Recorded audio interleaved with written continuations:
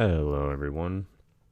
Welcome to another episode of NST Things, episode 8. We are officially out of 2021, or 2020. Jeez, I'm already confused. And 2021 has started. And wow, I got a lot to cover in this episode. It's been a while. Lots happened through the remainder of 2020 in a variety of different ways. We've had a lot of great things come out of this year, and I hope some other people are experiencing that as well. A lot of unique cases, some goods, some bads, business stuff, lease renewals, everything. So let's kind of dive into it. Really just reflecting back on this year, I can't be really kind of more happy with the situation. I think I'd mentioned this in the last episode. Everybody's handled, the pandemic different and what's kind of going on. And some of us are limited, due to where we live, and it's understandable and it can be frustrating, and everybody kind of has their own fight. So when I was, looking at my battles, I kind of was realizing what I needed to do, for myself to get some things off the ground and get some things progressing. So, initially, like for a lot of people, that, month off or so was nice. We got to, spend a little more time with our families and reflect. And then, reality sets in that it's not a fairy tale. And I had mentioned this, last time that, you can't just think you're going to be saved.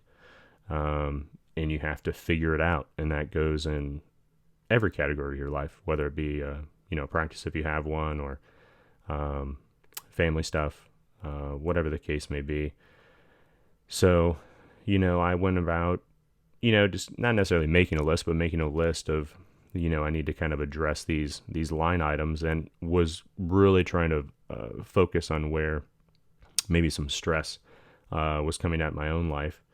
And feeling, trying to figure out how could I be a better therapist? We always kind of learn new things, but I'm always trying to, push myself. And I feel like at times I hit plateaus, and, new revelations don't come to me. And then I make some changes, or something happens, or something shifts, and all of a sudden, some new doors are open. So I realized that, my door situation hadn't changed much. So I started kind of, readdressing some stuff. And I'm sure there's people out there, maybe some that aren't familiar with the, I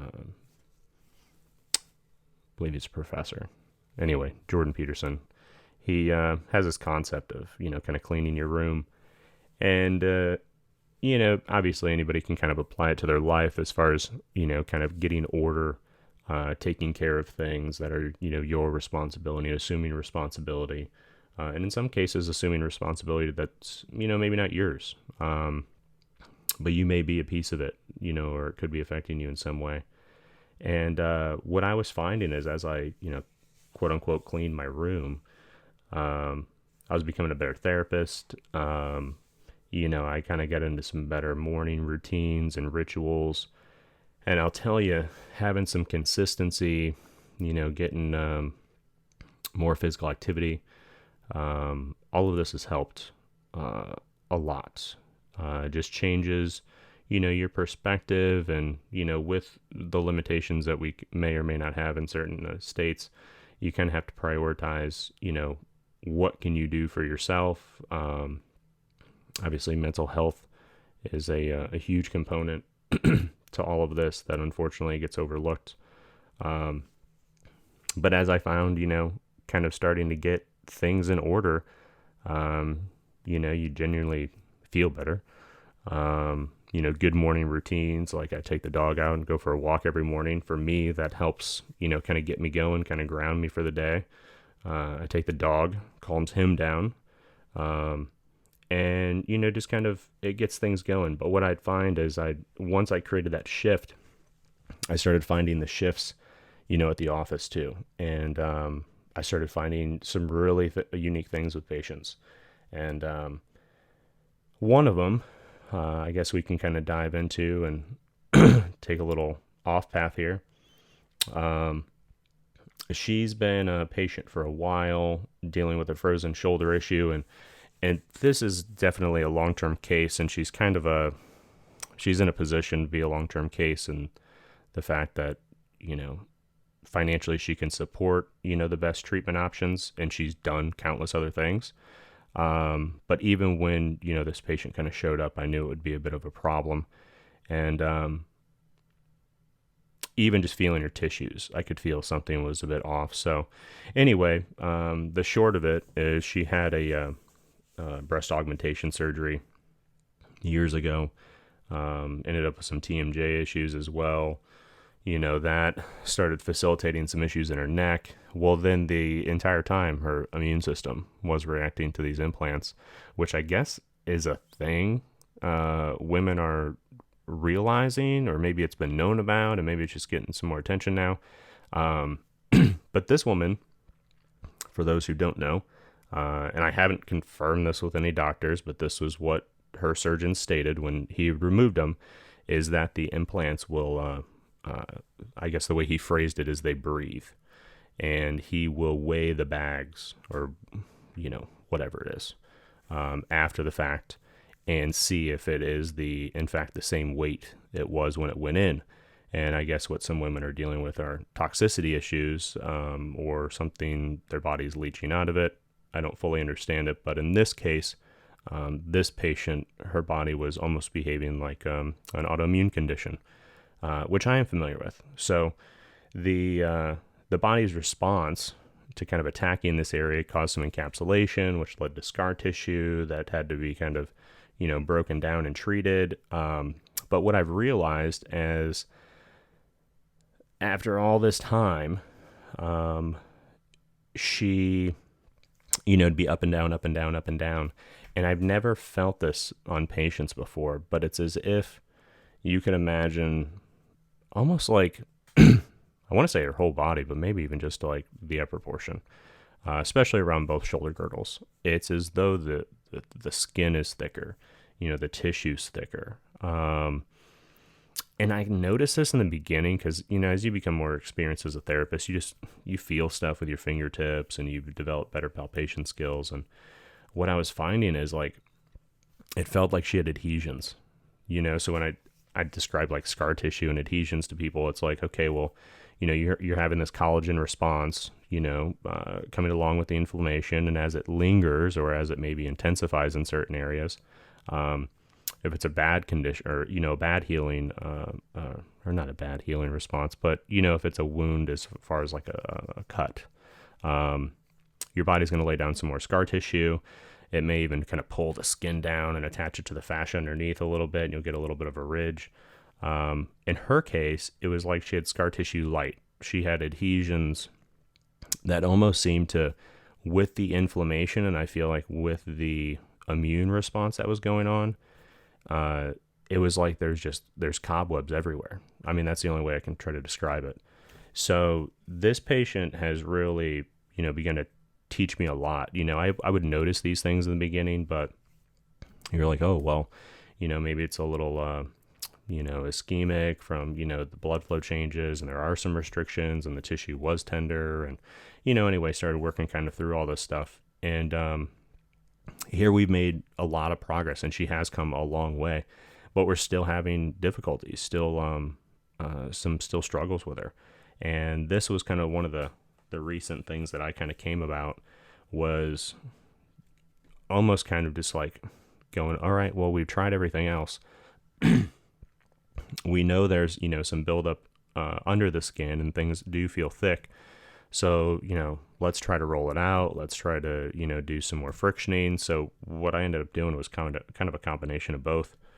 Do some skin rolling, things like that, but also, tractioning her arm, trying to cross fiber, especially her tricep attachment, seems to be really bad. And because, the implants cause a certain amount of internal rotation and protraction of her shoulder blade, it's like where her teres and her triceps, kind of cross each other. That whole area is so congested and so adhered, like I was kind of saying earlier. It's just been unbelievable to see how much it's taken to try to get things, to let go and to get benefited. And mind you, this patient did have she had a car accident in the middle of all this too. So, um, little whiplash to throw in with all that to kind of get things flared up. And it's just, it goes to show you, I've been doing this, I don't know, 8, 10, 11 years. I don't know what it's been, since 2011, I think. I started the office in 2013 and considered myself to be, a skilled therapist. And, here I am battling, adhesion problems with under the skin. But, this just kind of goes to show you sometimes lessons come back and reteach you. Sometimes, you think you may, I'm going to get this whipped because I'm going to address the obvious, things, the thick scar tissue, the dysfunctional muscle. And meanwhile, you're maybe noticing some things that are a little out of sort and maybe just haven't given it the time. So, check it out. Make sure you go back and reassess, patients, look at old charts. I think about, some of the patients I had seen back, when I first started, and boy, I'd love to see them again because you just evolve, you learn things as time goes on. So if you feel a little, demoralized in a sense because you had a flop on a patient or things aren't working out, or I've talked to students and new therapists alike that, they're working on somebody and maybe there's something simple that needs to be done and it's overlooked. Patients can be very insistent. I've had people freak out on me and, demand that I work on certain areas, but they just don't understand. And I understand that can be, complicated and it can be a problem with, getting the desired effect you want for patients. But be persistent, try again.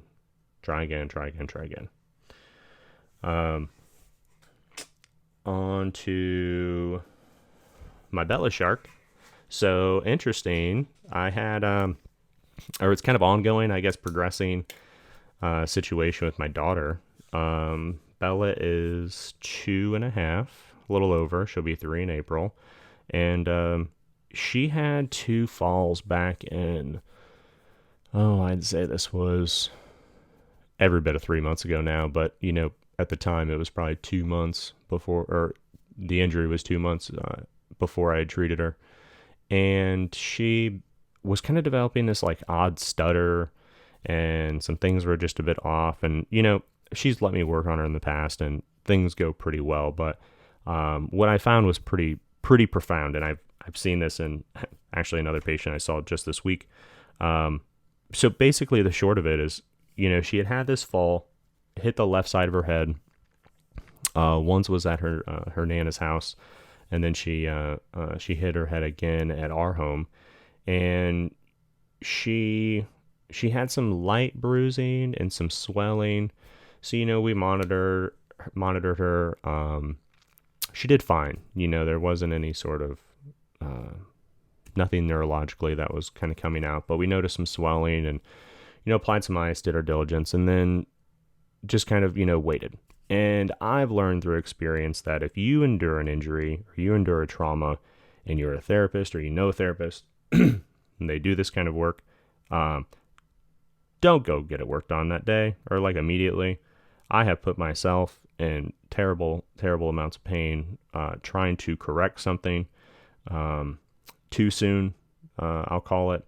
I don't understand the mechanism entirely, but it seems as though your body needs to appreciate the process and go through the process to an extent of enduring a trauma, reacting to the trauma, sending resources to address the trauma, and then letting the neurological system settle in that area before you try to influence it externally.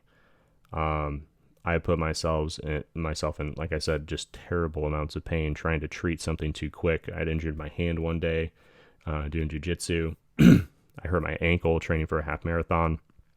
I've really put myself in a bad way, putting knowledge to the forefront and just going, oh, well, I'll just fix this.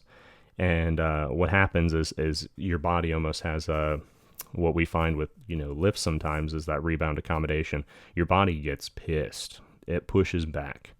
So it's, let that healing crisis just kind of unfold and let it, appreciate it for what it is. So with her case, when I had seen the swelling and the little, lump on the side of her head, I was like, we're not going to mess with anything.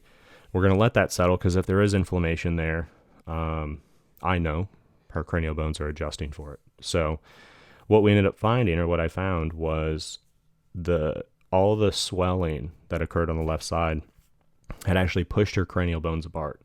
And not that it was like this, massive golf ball hanging off her head. Your head gets kid gets a little knot, or you get a little knot on your head. That increased blood it basically needs a place to go. So your cranium is going to create vectors, which are just cranial pressure. So when we see cranial bones converge on one another, think of it like a calorie, just a unit of measure. There's pressure there, intercranial pressure. So sure enough, when I measured her, her temporal bone, her ear was flexed. She had all these vectors on the right side of her head, and everything had opened up on the left. Well, what had ultimately occurred, which this is still kind of ongoing and evolving, is I found all of that created a rotation in her neck. The rotation through a somatic to somatic reflex, a muscle reflex, is keeping or is perpetuating this distortion of keeping the rotation forward on the right. So it's like she had all these vectors on the right side, her cranium was flexed on the right side, and everything was locked down. And poor little girl, I ended up I had to work on her scalp, I had to work on her neck to get that to start to open up.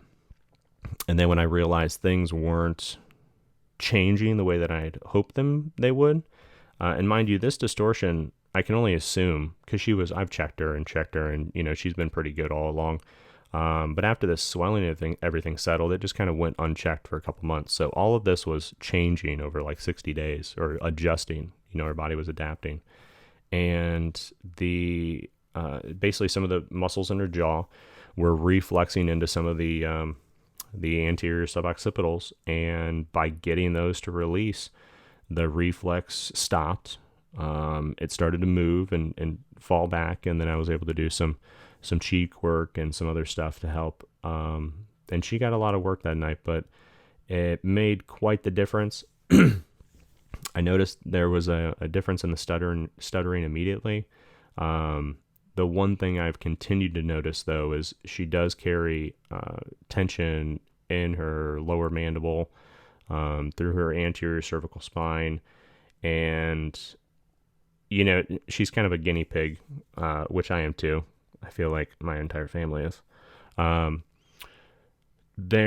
We already know, the text neck and all that sort of stuff is going to be influencing this entire generation and every generation to come until we start having, screens float in front of our faces. So,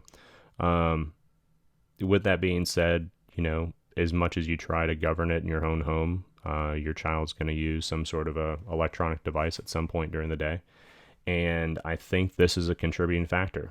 I think she does have, I don't want to say, I can't compare it to other kids. I don't want to say that there's more or less tension than other children, because I know some kids have more screen time than others, and that would be the ultimate contributing factor. But I will say there's, something to be said for tucking your chin to your chest and allowing that tissue to contract all day, and then expecting your jaw or your tongue or the floor of your mandible to conduct itself properly. So this is something that, although I got her cranium to realign, I know certain things are going to want to continue to go out until I, continue to work on her jaw and get that to continue to loosen up. And, with kids, especially being under 3, pain is a difficult concept to describe. No one likes hurting their child. But if, it's got to be done, it's got to be done.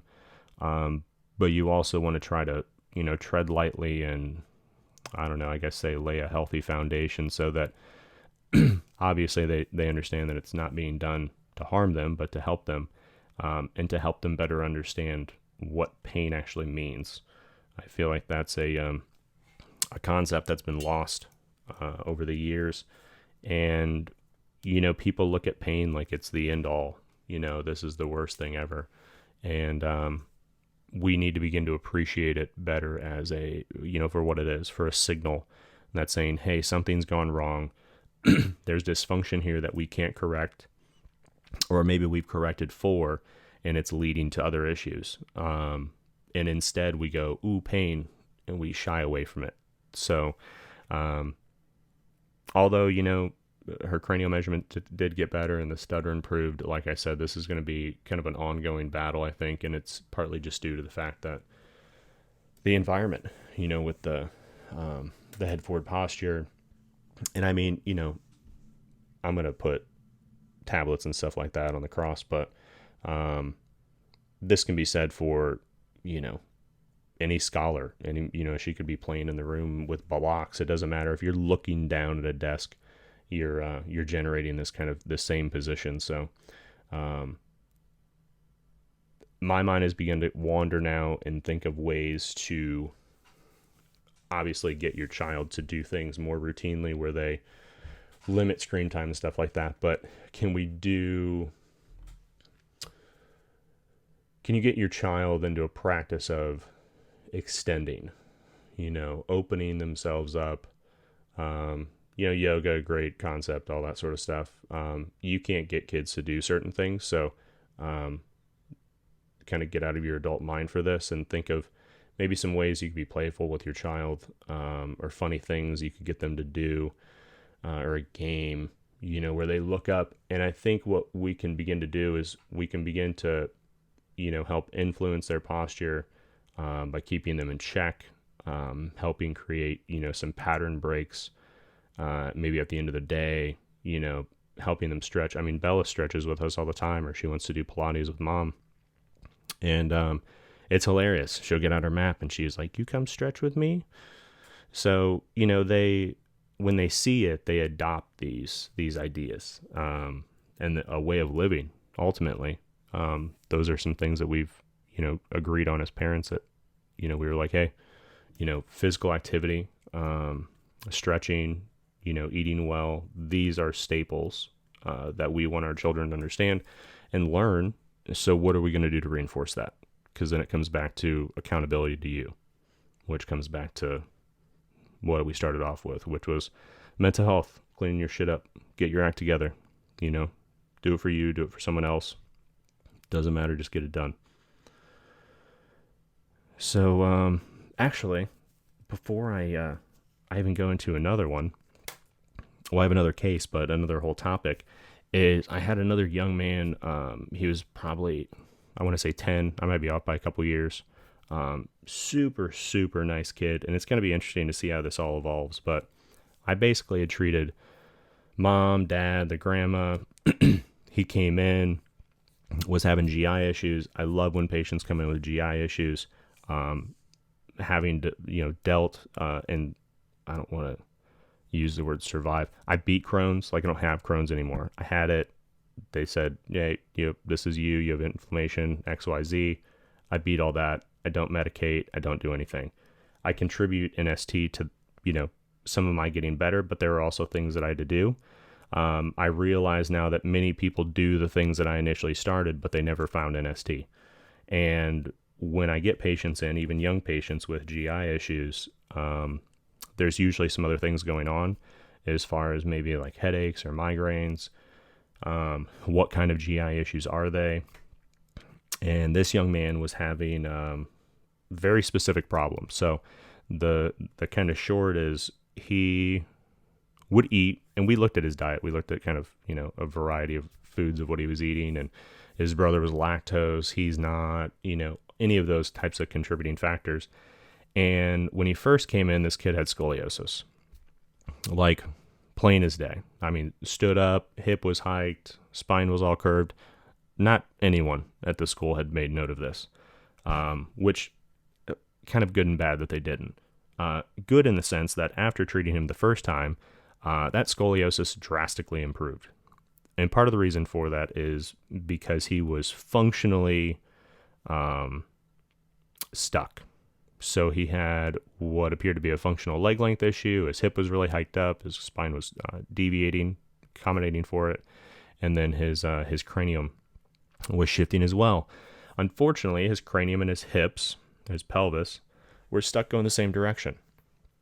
And in our line of work, that's a no-go, right? Doesn't work. Your body doesn't like it. Biomechanically, you feel like crap. So I go, okay, well, this is, pretty obvious. Let's get this to open up, and then, probably in the coming treatments, the cranial stuff will improve, or if not stabilize. So that's where we started. And great progress initially. Got him straightened out. Some of the discomfort, pain he was feeling, that went away. That was good. Then he came back in, and between when I had seen him, he'd had a chiropractic adjustment, which, not that I, am against chiropractic, but I'm always leery. So I rechecked his cranium, and fortunately he didn't lose anything. So nothing shifted. Not sure what was adjusted, but nothing moved. So he was still experiencing some pain at the base of his skull. Did some decompression work, got that to open up. And then his third treatment, he came in, and by this point it's like, okay, why is he still having symptoms, right? So we start looking at everything again. Well, what I found out was he basically had a structural leg length.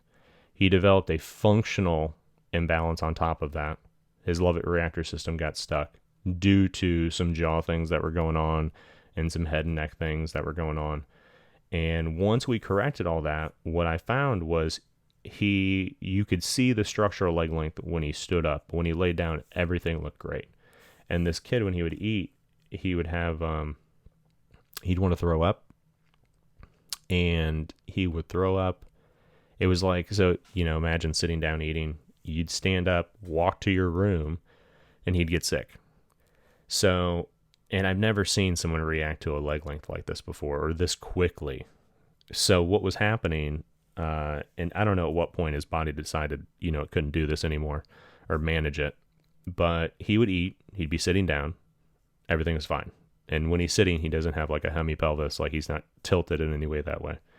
So he's sitting down, everything's level, all the pressure's off his head, and that's why some of his the gastro stuff and the throwing up had improved in the beginning because we had alleviated some of these pressures. So say you gain like 20%, well, there's still like 80% to make, right? So we do this other stuff and find out, oh, okay, we didn't fully get the leg length to go away. He has a structural one that was underneath this other stuff, but good news, when he lays down, that pressure's not there. So we need to make sure that when he's upright, he's not causing these compensations. And sure enough, that was it. His fourth visit, mom brought him in. At this point, they had seen the gastroenterologist at this point as well, for a follow-up. And it's wild. So the mom says 80% of his symptoms went away. He's not vomiting. He feels better. From the conversations I had with him, the cloudiness and thought had improved too. I don't know if I don't think he's classified as a learning disability, but I think he does get some assistance, some help in some way. And, just conversation talking about having like cloudy thoughts and, kind of a foggy mind. He would take note of that stuff like that. And he knew those, that was a struggle he was dealing with every day. And as we made these corrections, all that was fading away. And when he came in, the last time he was just so much more vibrant, so much more active. He had more energy at the end of the day, which is great because he plays, a variety of other sports. And mom, when they're at the doctor goes, well, what? So we put this, this support in his shoe and it seems to be helping, X, Y, and Z has changed. And, kind of asked the doctor, why do you think this helped? Or, what could have been going on? And the doctor said very plainly that, oh, well, a nerve must have just been being compressed and, that just, it alleviated the pressure and there went the symptoms. Now, yeah, that's what happened. But, and we're not trying to say that doctors need to have all the answers, but the mother was rather taken back by the fact that, she'd been going to a practitioner that wasn't telling her anything really, other than taking tests and reading the results of them. And then when she came to something that actually helped, the doctor asked no questions as to why it helped or what occurred or, cranial bones move. Well, why didn't you know that? Why didn't you understand that there was, there could potentially be structural imbalances that could lead to this young man's issue after you've went through countless tests to figure out what's going on and you're coming up short. And then you just, kind of off the cuff, oh yeah, maybe just a nerve was impinged and they took pressure off of it. Like, why? So you understood that's what was going on and you didn't know how to change that, or you didn't want to? Like, what kind of game are we playing here? So, this is what I'm starting to see more and more stuff with kids, obviously, because they have mine and you're just in the realm. But it's just mind blowing. What kind of goes under the radar, or what gets passed off as, poo-pooed, not a big deal, et cetera, et cetera. So, if anyone has, kids out there that they've worked on in the past, or maybe, family members or something, and they have, some of these issues, like I said, this was kind of a rare situation for this young man to have a structural imbalance under a functional one. And like I said, he'd walk to the other side of the house and throw up, get sick shortly after eating. So it's like, that imbalance was affecting his vagus nerve and was creating distortions all the way up the system. Even after I corrected the functional stuff, was perpetuating an imbalance so quickly that by the time he got to the other side of the house, boom, full-blown reaction, vomiting in the bathroom. Food for thought, folks. Food for thought. People think these things could rise over months and years, and not so. Not so. Just because they're there one day and you correct them doesn't mean, they're not going to remanifest or refacilitate. If they are, you need to be looking deeper. What else is going on there? All right, so we'll switch it up. We'll do let's dive into some business stuff here. For all the business folks toughing it out during 2020. So, it's been insane at the office. We lost a therapist this year, and my schedule's always pretty busy, but what I've noticed is I'll get to a point where I'm like, 2-3 weeks out. So I think currently we're doing this on January 2nd recording. So I think we're into March, which is great job security and everything. It's, a bit unique with the work situation right now, just because of, some of the requirements, or not requirements, just recommendations, and certain people feeling, this way or that way. So we're trying to do our best, and having a smaller office, I will say, in that regard does help. It takes some stress off people. It makes it a little bit easier. I will say I am very blessed in that regard that, we have been able to kind of, step back into what we were doing relatively easily and not have any issues. We just had the health department come by the office the other day or the other week. Got a couple high fives from them, and, we're on our way. So things are going well. My advice to everybody during this is, and I've talked to certain students or therapists, I should say, that, their hands are tied to an extent. They have patients that feel a certain way about what's going on. They're not comfortable having like oral work done. There's other people that don't mind. Some of the cases that I've referenced and trying to get some of these cranial distortions to go away. Even in my daughter's case, we're working in the mouth. Okay, folks, it's part of the job. And I know that's frustrating for many of you. I know some people are very against that right now. I know some people don't even want to do it right now. You can be safe. You can do what you need to. But I'm telling you, at the end of the day, you're going to get to that point and you're going to get frustrated because certain things need to get done. Your patient doesn't fully understand things that you do, or the way that maybe your mind's thinking and what you're trying to achieve. But you may need to do some things that help those people. And it can be tough. It can be tough. So, you know, use your best judgment, try to be mindful, and just, try to keep the patient in mind, but also try to keep the fact that you're trying to get results in mind. Because it's not just, yourself, your reputation, it's the work ultimately that you're trying to uphold, to show like, hey, this is what's capable, this is what's possible for you. It's just untimely. If you would have had this done 2 years ago, maybe we wouldn't be in the same boat. So do what you can. It's hard. Like I said, we're loaded out pretty far with patients, but we're kind of fixed on what I can see every week. So just do your best. For those that are slower, this is a tough time. This is a real tough time. I myself have, I don't want to say I didn't team up with anybody. I started contributing to some, I guess, charities in a sense, because I do have the privilege of working right now in Florida.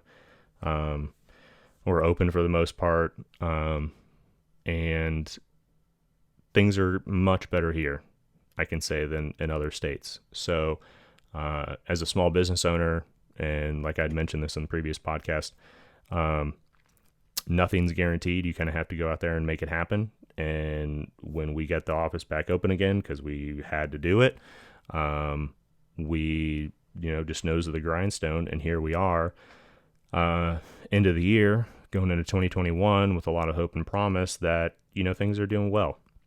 And we're not trying to pick up the pieces from what had occurred in March. So it's just one of those things, you just kind of have to do what you're comfortable with, do what your patients are comfortable with. And at the end of the day, you're going to have to make some judgment calls. I know I haven't taken certain patients, or I've maybe let people know that I couldn't help them just due to what needed to be done and what, restrictions or what they weren't willing to do. So, you just kind of have to appreciate that. I know that can be difficult, especially if times are hard right now.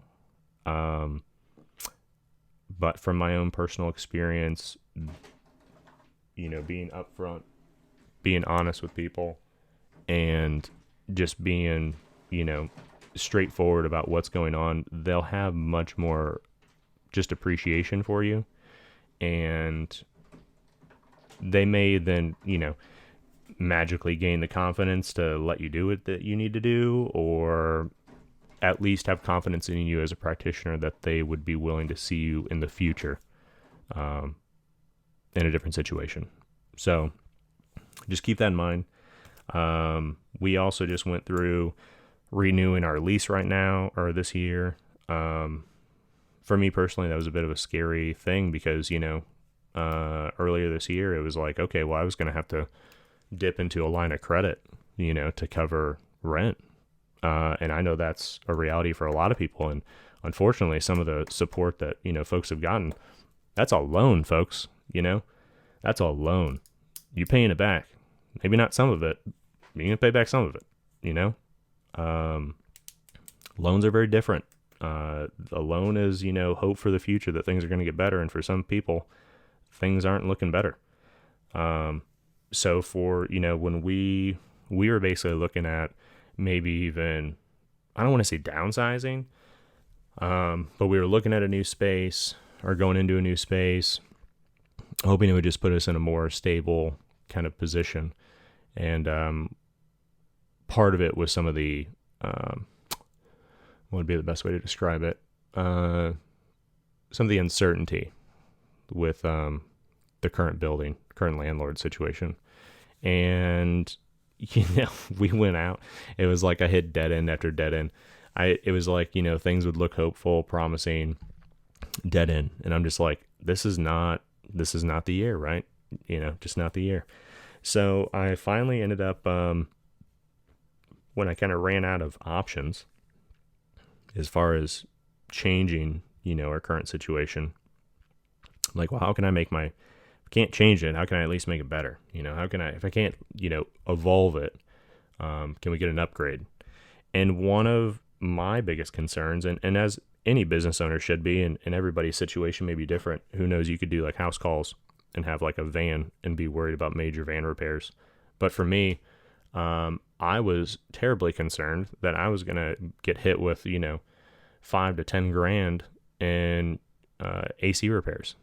I know our unit, since we moved in, has, had AC issues, lots of ups and downs with that, minor maintenance and repair, just like tedious things that, the way landscaping, appearance, functionality, maintenance of certain things, just always like pulling teeth, it feels like. So some things have gotten a little bit better. And then when I wasn't finding any hope that we were going to be able to move or change the situation with the clinic, I was like, all right, well, I got to try to figure out how to make this one better. And fortunately, what I found is, especially, I guess I'll talk in terms of like landlords, when something like this happens,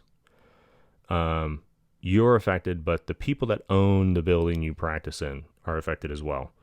And I have wealthier patients that, they're flipping big payments, every month for properties. And if I can't pay them, they can't pay the bank. And if I can't pay them, that doesn't change their bank situation, right? And basically, I approached my landlord and said, hey, these are my concerns due to COVID, XYZ, right? I stated my case, and I actually ended up in, I feel maybe a better situation than I would have if I were to move. And although I would have been in a different, physically, appearance-wise, different location, and that all comes with, tedious things too. You got to get new business cards, you got to change all this stuff online and on your websites, and move all the equipment. It's a pain in the ass. It's not something you want to do all the time. And you really don't want to have to do it unless it's going to put you ultimately in a much better situation. And this was going to be an upgrade, but it was is it worth, almost kind of cutting off my arm to get away from a situation? And ultimately, we agreed on a percentage change, which if you think of starting a new lease, usually it's based off a square footage price, which, things look like they're getting a little gloom for the commercial market, but I don't think we've seen the repercussions yet of what's occurred this year on the commercial property. So I think we'll see, spaces and square footage prices go down in the years to come, just as we adjust. And even if, the virus goes away, this is from everybody realizing, or all these companies realizing, you can work your ass from home. You log onto the computer, don't come to work. Oh, by the way, you don't have to commute anymore, so go ahead and work an extra hour or two. And this is how things are, I think, are going to continue to evolve. So, for practitioners that need space, I think we're going to maybe find better spaces or discounted spaces. So I will just kind of, heed a little warning there. Keep an eye out. I know I am. We renewed for 2 years, but we agreed to a percentage change instead of a full square footage cost change, which was greatly helped. And then basically had written in there that they would take all responsibility for the AC. And that's not how we've had it in the past. That was an ask. That was something I had to come up and say, hey, I expect this taken care of fully. And again, that comes back to I stated my case. Due to what's going on, I can't take on that liability.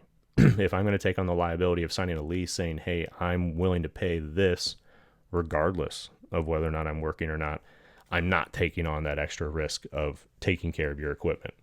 So, for any young therapists that are in similar situations, or maybe you had to, sign a lease and make something happen just to get going what you wanted to get going. And unfortunately, if it was this year, it was bad timing, especially if your state got shut down. But it's one of those things where you have to mitigate the damage to yourself. You're not going to be able to, float the entire ship, especially if you can't take anything in as a therapist. And I know some people have tried getting creative and doing some online stuff, and it's so-so, but, ultimately it comes down to, hands-on patience. So, for those that are leasing or renting or anything like that, keep that in mind moving forward. This isn't just about, keeping and maintaining patience. You've got to keep in mind on the business side as well. Try to hold on to that, that money that you're bringing in the door, especially in a time like this. You never know when it's going to be scarce, and just try to put yourself in a good position. That's all you can do. All right. So I was going to kind of get into in the business stuff, or in regards to business, some of the PPP process and updates and all that stuff. But honestly, I just started my application, and then the next week they passed whatever stimulus package, and the PPP, I believe, is going to change again. So I've spoken with my CPA. If any of you have a CPA or an accountant, I would reach out to them, just get an update. Or if you have a banker and you've gotten PPP stuff in the past, keep an eye out.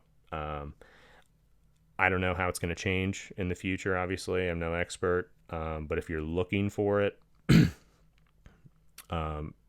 get in contact with whatever bank you were using before, or like I said, get in touch with your CPA and just keep tabs with them.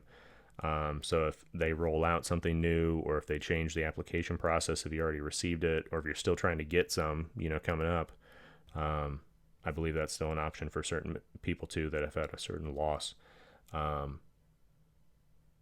Try to do your diligence. This isn't, like I said, just about getting patients. You have to try to fortify your business in other ways. And if there's, some assistance that can help get you by, like I said, sometimes people are on the hook for that lease, and they may not be taking patients in to cover that lease. So just something to keep in mind there, folks.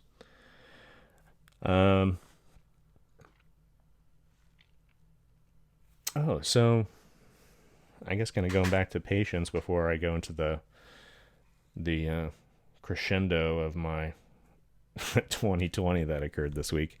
I had a patient who had come in. She had a functional imbalance. We sorted that out. Her back pain started getting better. She needed some other additional treatment. She was really fixed in her pattern. But things started getting better. And she came in one day, and she wasn't, she didn't have a different demeanor or, seem different as far as like in a bad way or an emotional way. And I measured her, and I'm like, okay, things look pretty good. Laid her down, and immediately started seeing all these pericardial distortions, popping out of her chest. And I'm like, so what's been going on? It was like, you've been, stressed emotionally, what's happening? Oh yeah. So she gives me a little detail, and I go, okay, well, we have something that can help with this. So we ventured into Bach flower discussion. I believe this woman's around mid 30s, early 30s. And she would do so good. And it was the wildest thing. After we have this discussion, she didn't do the form or anything. So then she comes in again, and it was the weirdest thing. It was like she was switching. So the emotional responses were evening things out. And when she would lay down, everything would pop out. Like you could see everything that was going on in her chest. But when she stood up, it was like it was pulling on it just right, and it was balancing her. So if you were to just look at her, she looked pretty symmetrical. But the minute you lay down, you see all of this other feedback going into her body. So, and it kept refacilitating. So when it kept coming back, that's when we kind of venture past its whole, if it's reoccurring, there's something established, right? There's still some noxious proprioception feeding into the system. And for her, it was her emotional responses to just stresses or certain events, whatever's going on in life. So we got her, after the second time, she finally did her intake form, got on the Bach flowers, and I'll tell you what a difference. And this can be something that's occurring that, somebody comes in and they look good, and say you just do, some quick standing measurements and it looked great. and you start doing some things, when they lay down, they may need some stuff going on there, or some work going on in their gut. They may need some lung and pericardial work. There may be something feeding back in every time you see them, and they just may be a really stressed or, anxious person. And you just got to try to figure that out. Does it keep reoccurring? Is it showing up? What are their patterns? What are their stressors? Once you have that Bach form too, that can give you a lot of insight as to where that stress may be coming from. And you may start to find, common patterns in that individual's life that you can help them recognize, where maybe they don't have a boundary or something. And even the Bach flowers, may not be enough. They may need to be, and I always say, Bach flowers are great. Neurofeedback stuff is great. But if you have some mental things that are going on, you probably need to get with a therapist and talk it out as well. And for some people, learning to draw a boundary could be all they need to reduce some anxiety throughout their day. And instead of dumping Bach flowers on it time and time again, that may be a good start. The way I describe it is like, kind of cracking the door so you see the potential is actually there. But ultimately they have to, like I said, kind of figure out the root. What's going on? Am I being, reacted to something? Am I stressed? Am I stressed because of, things that I'm doing or not doing? All that, it's a big contributing factor. So keep that in mind. But I thought that was really cool. I'm like, holy cow. I was like, everything looks great. The minute you lay down, all of your anxiety pops out of your chest and destroys your entire body. And, she's getting all of this feedback at night when she's laying down in bed. So it's like, of course you're not sleeping well. Of course this isn't happening. Of course all these other reactions are kind of coming about from it. So, just interesting. So to get into this week, my grand finale of 2020, I've definitely noticed not too many people, doing the, can't wait for 2021, gonna be my year, et cetera. And I don't know. I'm usually an optimist, but I had a pretty rough week this week that makes me think 2021 is going to be leaning just as hard. I had countless patients come in this week with inflamed systems. I had people developing autoimmune issues. I had people developing or having resurgence of autoimmune issues or flare-ups. And then I had a woman who actually went into a full-blown vertigo episode.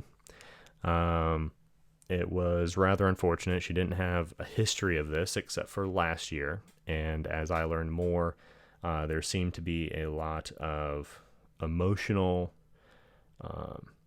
mental, physical stressors. Her neck was in very bad shape. And when she came in, it wasn't anything that was uncommon. It's just like, okay, we need to address this. We need to address this. So I started working around and worked on this patient for nearly 45 minutes. And she went into this severe episode and ended up having to contact her husband. And I contacted the paramedics just to be careful or just to be safe so they could check her out. Because she was spouting off some very unusual, crazy symptoms. So I was like, okay, well, I'm a little concerned now, so we got to get you checked out. And thankfully, they came out, they checked her out. She was fine. Everything was okay. She was just having a severe episode. And when her husband got there, he elaborated on, what had kind of happened last year around the same time. And they weren't quite sure what it was. But seeing this pattern evolve or emerge, I believe what I'm going to end up finding out is this patient has a very strong pattern, emotional pattern of around the holidays, missing family, which many of us do. It's something I know my family, especially because, parts down here, parts in Indiana, Amanda's family, parts in Chicago, parts down here. missing family around the holidays is always extremely hard. And then when you sprinkle on, too much activity, wrapping presents, gift shopping, overindulging, bad posture, staying up late, sleeping in weird positions. It was like everyone was surfing this wave of cortisol into the holidays, and the holidays was just the waves crashing on the rocks. So I don't know if this is something I'm just seeing in my office, but it seems like going into this year, we're going to be picking up the pieces because many people have been stressed. We know mental health is a big unknown subject or unspoken of subject right now. People are not doing well. Their bodies are reacting to it. They're reacting to it mentally. And it's just going to be a lot. And I think for many people, the holidays is just the cherry on top. If their body was going to give at any time, it would give after months of being stressed with uncertainty and then crashing into the normal protocol of the holidays, which we all kind of, wrapping presents, going out, maybe drinking more, eating more. All in all, your body's being bombarded in a way that it typically isn't all year, where there's usually a little more balance. So, I don't know. I don't know if that's just a heed to caution or if it was just an off week. But I found it very unusual. We were only open 3 days this week, and every day, every patient, I feel like I could say 80% of my patients came in with a significant or severe issue, or their body was very inflamed, very flared up due to, like I said, not just the indulgences, but the stresses, the mental stresses, and then the physical ones that come along with, maybe traveling if you were, or sleeping in weird positions, or, you go to bed late because you're out late and, fall asleep on the couch or do something like that. Who knows? But those little subtleties. I just had a woman I saw out in public, and she was telling me that she started feeling, I don't know, some tingling in her shoulder or something like that, sleeping. And she, because of, getting treated by me and what we had talked about, she immediately assessed what was going on in her situation, what was different the past few days. And she realized she had either unconsciously put an extra pillow on her bed, or maybe she got new pillows. I don't know the situation. She ended up with an extra pillow on her bed. Well, guess what? It was flexing her spine. She was having all sorts of issues with her neck. It was causing problems with her shoulder. The minute she changed that pattern, boom, everything went back to normal. Now, she may still be holding on to a little bit of that. Could she maybe benefit from some treatment? Yeah, sure. But at the same time, one of the things that we're trying to educate patients on is not only treating them and getting them well, but educating them on understanding their body, having that awareness. This kind of goes back to the, helping your child understand pain, getting that passed along generationally so that we begin to change our views on these ideas and how we're conducting ourselves, when we interact with them. Pain is to be avoided at certain times, and other times it's to be an indication something's going on, which in both cases it can be, but, one may be able to resolve immediately. The other one may, take some time, especially if it's obviously a bone break. Don't go rub bones that are broken, if I need to say that. Jeez. So, that's pretty much it for this podcast. Hopefully that'll be it for 2020. And like I said, this is January 2nd, so we're segueing into 2021 now, and who knows what will come. But I hope everybody's doing well. If you can't practice right now, or can't practice as much as you want, I would definitely say put that time into yourself or your family. Both will be well spent. Well, I hope you all wish you the best. Wish you the best for 2021, and Happy New Year to you. Talk to you next time.